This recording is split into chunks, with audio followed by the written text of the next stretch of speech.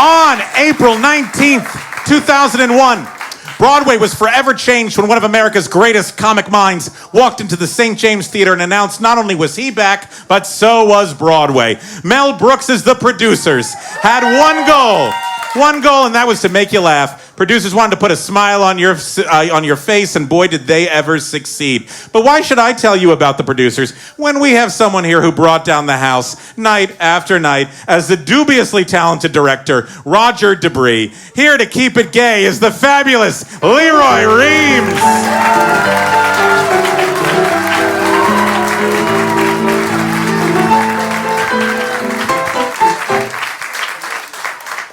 And now for my ballad. I have a lot of stories to tell, but I think we're running a little late, so I'll cut to the chase and say you can join Leroy across the street. That's right. So they'll beat him up if he doesn't get off on time. So I'll cut to the chase, and I'll just tell you about my audition story for the producers. I knew Mel Brooks and Anne Bancroft. I'd done her television special, and I saw the last preview in New York just before it opened, and Glenn Kelly, who helped Mel write the score, was with me. And after the show, we went next door to Angus's, the restaurant next door to the St. James Theater.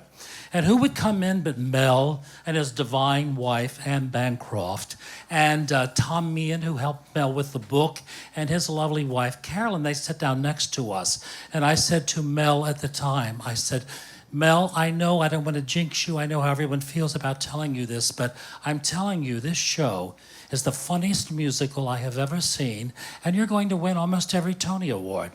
And they almost did.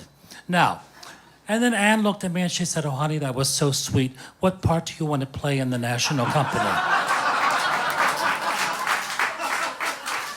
And I said, Ulla. And I did get the call for the audition. Now, many of you here are actors, so you know what they tell us to do. And the casting director wanted me to do Heil Myself. The show had run on Broadway for a year. The wonderful Gary Beach won a Tony Award. Now, I'm going to get up and learn the song, having seen the show one time, and having called in for the audition 2 days before. I'm going to prepare to do a song in the show that they all know very well. Well, now, although my agent says, Leroy, you have to always do what they tell you. So I said, I'm going to go in, and I knew that Mel was going to be at the audition, which gave me a lot of confidence. So I came in and I said, now look, I have the music here.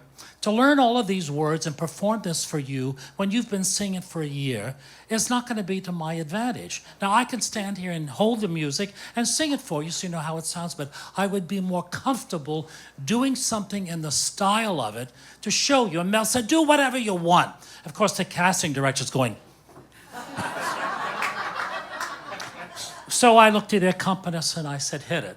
I went, I've got a dream about you, Adolf! And I got the part.